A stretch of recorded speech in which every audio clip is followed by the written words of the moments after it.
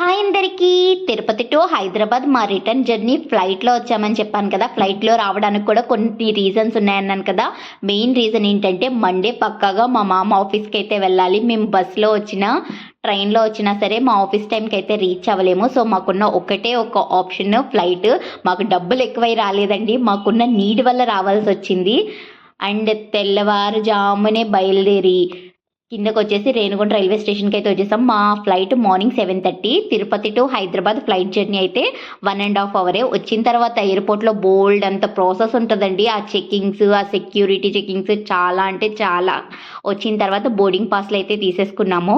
Boarding పాస్లు తీసుకుని మా luggage కూడా ప్యాక్ చేయించుకుని మొత్తం స్కాన్ చేయించుకుని లగేజ్ అయితే హ్యాండ్ ఓవర్ చేసేసామండి. లగేజ్ హ్యాండ్ ఓవర్ చేసేసిన తర్వాత ఇంకా మళ్ళీ మన ఫుల్ బాడీ చెకప్, మన ఐటమ్స్ అన్నీ చెకప్ చేస్తారు. చేసిన తర్వాత లోపలికి వచ్చాము.